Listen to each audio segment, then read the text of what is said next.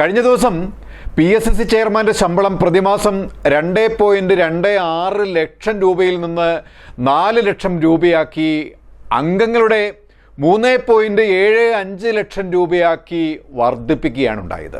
PSSC ചെയർമാനും ജില്ലാ ജഡ്ജിമാരും super time സ്കെയിലിലെ പരമാവധി തുകയ്ക്ക് തുല്യവും അംഗങ്ങളുടെ ശമ്പളം ജില്ലാ ജഡ്ജിമാരുടെ സെലക്ഷൻ ഗ്രേഡ് സ്കെയിലിലെ പരമാവധി തുകയ്ക്ക് തുല്യമാക്കിയാണ് ഈ വർധനവ് ഇപ്പോൾ സർക്കാർ കൊണ്ടുവന്നിരിക്കുന്നത്. കൂടാതെ KV തോമസിൻ്റെ യാത്രാബദ്ധ 11.31 ലക്ഷമാക്കി ഉയർത്താനുള്ള സർക്കാർ നിർദ്ദേശം വന്നിരിക്കുകയാണ്.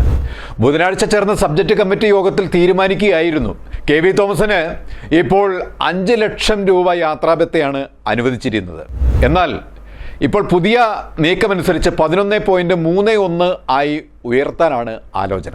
ഇപ്പോൾ തന്നെ ഓണറേറിയം ഇനത്തിൽ പ്രതിവർഷം ലക്ഷങ്ങളാണ് KV തോമസ് വാങ്ങിക്കൊണ്ടിരിക്കുന്നത്.